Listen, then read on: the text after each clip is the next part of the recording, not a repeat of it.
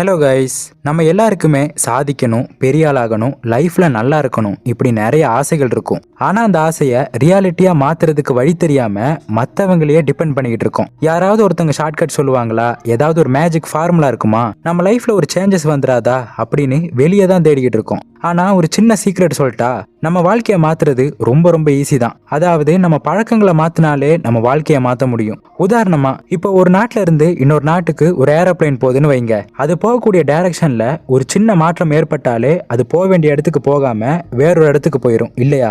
அதே மாதிரி தான் உங்க வாழ்க்கையில நீங்க மாற்றக்கூடிய ஒரு சின்ன சின்ன பழக்கங்கள் கூட உங்க மொத்த வாழ்க்கையுமே மாத்திரும். நீங்க எவ்வளவு புத்தி கூர்மையா இருந்தாலும் சரி, எவ்வளவு நாலேஜபிளான பர்சனா இருந்தாலும் சரி, நல்ல பழக்கங்கள் இல்லைன்னா அது எல்லாமே வீணாயிரும். ஒரே ஒரு நல்ல பழக்கம் இருந்தா போதும் உங்க வாழ்க்கையவே மொத்தமா மாத்த முடியும். நம்ம எல்லாருமே தினசரி ஒரே மாதிரியான செயல்கள்ல தான் சிக்கிக்கிட்டு இருக்கோம். காலையில எந்திரிக்கிறோம், இன்ஸ்டால யூடியூப்ல வீடியோ பார்க்கறோம், இல்ல நெகட்டிவான விஷயங்களை கேட்கறோம், அதே நெகட்டிவான எண்ணங்களோட நம்ம வாழ்க்கையை ஓட்டிக்கிட்டு இருக்கோம். ஆனா இனிமே நீங்க அப்படி இல்லாம இந்த பழக்கங்கள்லாம் சேஞ்ச் பண்ணி ஒரு சில பழக்கங்களை இம்ப்ளிமெண்ட் பண்ணீங்கன்னு வைங்க, நிச்சயமா சொல்றேன், உங்க வாழ்க்கையோட டைரக்ஷனை 360 டிகிரி உங்களால சேஞ்ச் பண்ண முடியும். இன்னைக்கு நான் இந்த வீடியோல சொல்ல போற இந்த 5 பழக்கங்களும் இது வரைக்கும் யாருமே சொல்லியிருக்க மாட்டாங்க. அது மட்டும் இல்லாம இதை நீங்க கேள்விப்பட்டிருக்கவும் மாட்டீங்க, தினசரி யாரும் ஃபாலோ பண்ணவும் மாட்டாங்க. ஏன்னா இந்த 5 பழக்கங்களுமே உங்களை ஸ்லோவா ஸ்டெடியா மேல கொண்டு போகும். ஸோ அடுத்த ஒரு 10 நிமிஷத்துக்கு எந்த ஒரு டிஸ்ட்ராக்ஷனும் இல்லாம இந்த வீடியோவை முழுமையா பாருங்க. ஏன்னா கடைசியில ஒரு சின்ன டாஸ்க்கும் இருக்குது. அதை ட்ரை பண்ணீங்கன்னா உங்களால நம்ப முடியாத ஒரு டிரான்ஸ்ஃபார்மேஷனை உங்களால பார்க்க முடியும். ஸோ வாங்க ஸ்ட்ரெயிட்டா வீடியோக்குள்ள போலாம்.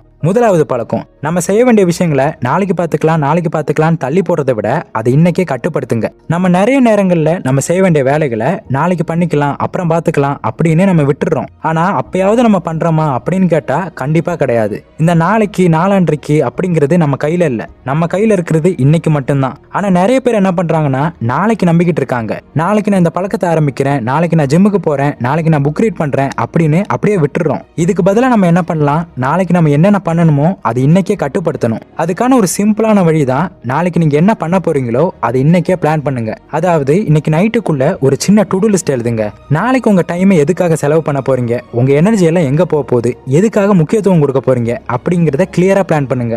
நாளைக்கு நடக்கக்கூடிய விஷயங்களை இன்னைக்கே பிளான் பண்ணா நாளைக்குங்கிறது உங்க கட்டுப்பாட்டுக்குள்ள வந்துடும். ஏன்னா நம்ம வேலைகளை நம்ம சரியா பிளான் பண்ணலன்னா மற்றவங்களோட பிளான்ல நம்மளோட வேலைகளை செய்ய வேண்டி வந்துடும். இதனால தான் நிறைய பேர் ரொம்ப பிஸியாவே இருந்தாலும் அதுக்கான ப்ரோக்ரஸே கிடையாது. ஸோ இப்பவே ஒரு நோட் புக் எடுத்து நாளைக்கு செய்ய போற ஒரு முக்கியமான 5 விஷயங்களை எழுதுங்க. இப்படி செய்யும்போது அது நாளைக்கான ஒரு சரியான டைரக்ஷனை கொடுக்கும். இதை ஒரு வாரத்துக்கு ட்ரை பண்ணீங்க அப்படின்னா உங்களோட ப்ரொடக்டிவிட்டியும் சாட்டிஸ்ஃபேக்ஷன் லெவலும் ஆட்டோமேட்டிக்காவே இம்ப்ரூவ் ஆகும். அடுத்ததா ரெண்டாவது, என்னால முடியாதுன்னு நினைச்சா கண்டிப்பா முடியாது. சில பேர் எதை ட்ரை பண்ணாலுமே முன்னாடியே சொல்லிடுவாங்க, இது எனக்கு செட் ஆகாது, இது எனக்கு சரிப்பட்டு வராது, இந்த மாதிரி முடியாது அப்படிங்கிற வார்த்தையை தான் முதல்ல சொல்லுவாங்க.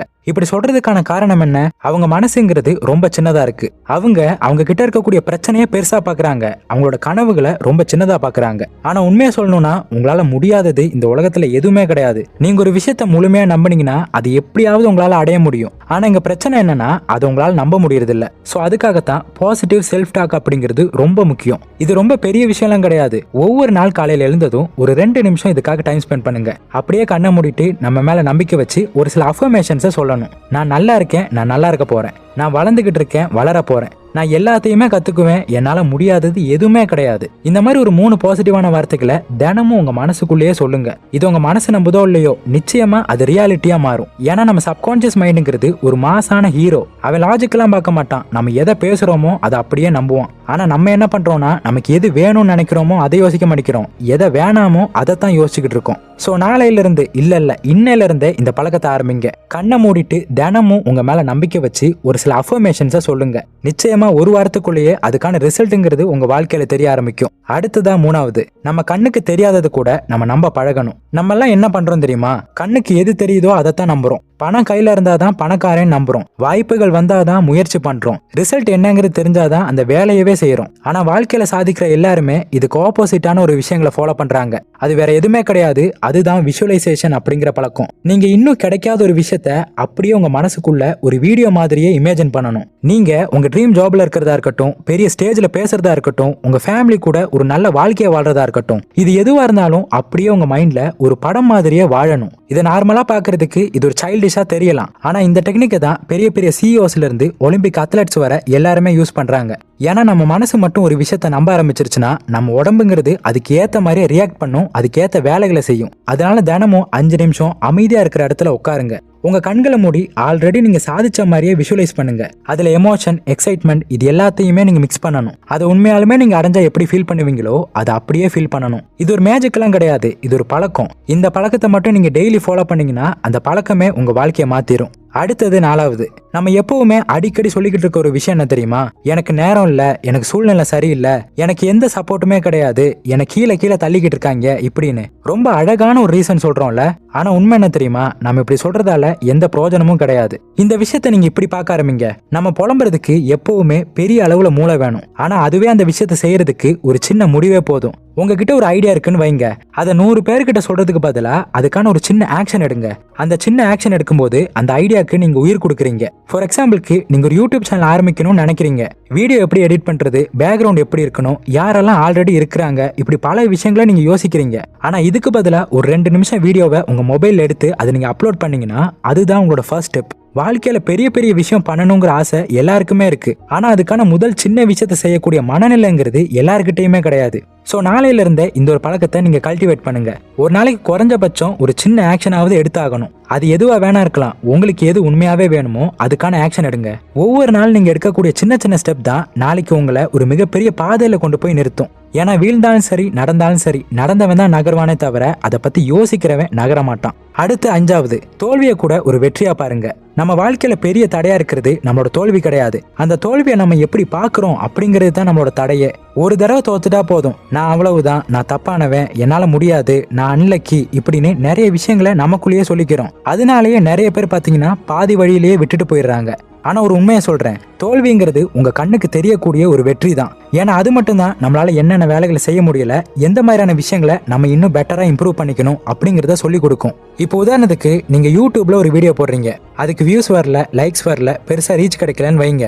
அதை நீங்க தோல்வின்னு நினைச்சீங்கன்னா நிச்சயமா அது தோல்வியா தான் மாறும். ஆனா அதுவே அந்த ரிசல்ட்டை எதிர்பார்க்காம கன்சிஸ்டண்டா நீங்க வீடியோ போட்டீங்கன்னு வைங்க, காலப்போக்கில் அந்த வியூஸா இருக்கட்டும், லைக்ஸா இருக்கட்டும், ரீச்சா இருக்கட்டும், இது எல்லாமே ஆட்டோமேட்டிக்காவே உங்களுக்கு வந்துடும். அதுக்கப்புறம் அதுவே உங்களுக்கு சக்சஸை கொடுக்கும். காசு, பணம், பேரு, புகழ் இது எல்லாத்தையுமே கொடுக்கும். ஸோ தோல்விங்கிறது உண்மையாலுமே ஒரு தோல்வி கிடையாது, அதை நீங்கள் ஒத்துக்கிற வரைக்கும். ஸோ தோல்வியை கூட உங்களால் வெற்றியாக பார்க்க முடிஞ்சிச்சுன்னா உங்களை தோக்கடிக்கிறதுக்கு யாருமே கிடையாது. ஸோ இப்படிப்பட்ட ஒரு மைண்ட் செட்டை நம்ம எல்லாருமே வளர்த்துக்கணும். நீங்கள் பார்க்கக்கூடிய யாராக இருந்தாலும் சரி, எலான் மஸ்கா இருக்கட்டும், ஒபேரா வின்ஃப்ரேவா இருக்கட்டும், திருபாய் அம்பானியா இருக்கட்டும், இவங்க எல்லாருமே தோல்வியில் ஃபர்ஸ்ட் ரேங்க் வாங்கினவங்க தான். ஆனால் அதையே அவங்க ஒரு லேர்னிங்காக பார்த்ததால தான் இன்னைக்கு இவ்வளோ பெரிய ஒரு சக்ஸஸ்ஃபுல்லான பர்சனாக இருக்காங்க.